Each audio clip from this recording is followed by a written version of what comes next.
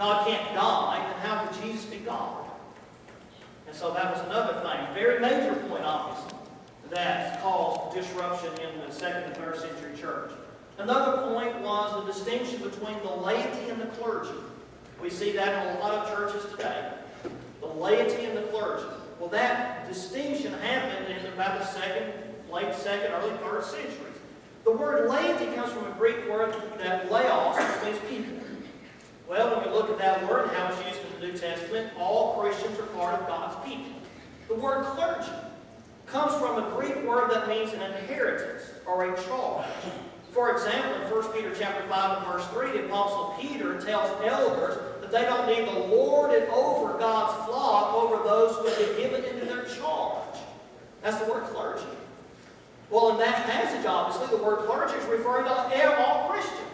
All of us are God's inheritance through Jesus Christ. So it's kind of funny that it developed that the word that was used to apply to the people came to be applied to the person, the clergy.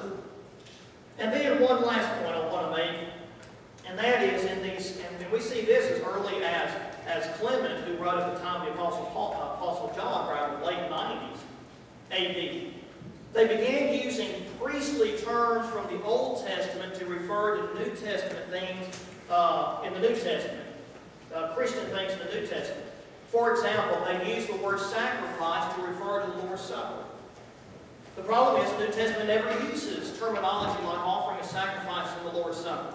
But if you know anything about Roman Catholic teaching, the Lord's Supper eventually came to be called the Eucharist, which is actually a Greek word that means to give thanks, but then it evolved into the Mass. The Mass, which is a sacrifice of Christ. They consider the Lord's Supper, the Eucharist, a bloodless sacrifice of Christ, but it's a sacrifice nonetheless. And then the crucifixion of Christ is a bloody sacrifice. Well, that developed from them using terms from the Old Testament and like priests to refer to the New Testament things. Well, when we summarize all of this, why did the 2nd and 3rd century Christians leave the truth? There are three reasons, I think, why the apostasy came. First of all, relative to the martyrs. When the Christians began evangelizing, they violated the proper record. They changed the truth to fit the culture. And that's not what we're called to do. Second of all, relative to the false teachings, this apostasy began as Christians changed God's organization as revealed in the Scriptures to whatever they thought would fit. Now today in denominational churches you have one man over the congregation that they call the pastor. Again, that is not the New Testament pattern either. All they've done is they substituted the pastor for the pope. But it's still an unbiblical organization. The third thing that they did, as we just saw, is that they used terms, biblical terms, in unbiblical ways. The priests in the Old Testament are not preachers. Sacrifices in the Old Testament are not the Lord's Supper. They were biblical terms, yes, but they weren't using them in biblical ways. So now, to bring it to the conclusion, turn over to 1 Thessalonians, and let's see what Paul says we need to do to stay faithful to God. 1 Thessalonians chapter 2 is where one more passage where the Apostle Paul talks about the coming apostasy. And notice what he says in verse 2 Thessalonians chapter 2, rather. 2 Thessalonians chapter 2, beginning in verse 10.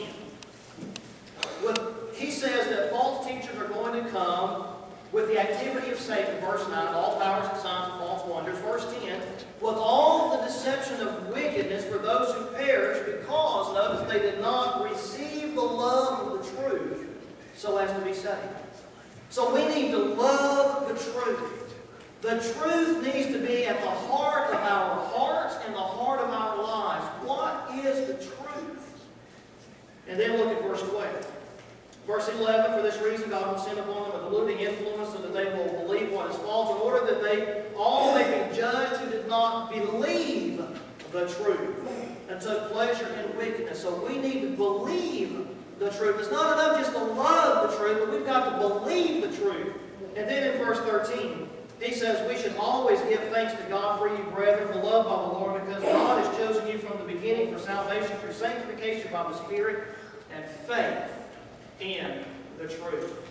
So in order to stay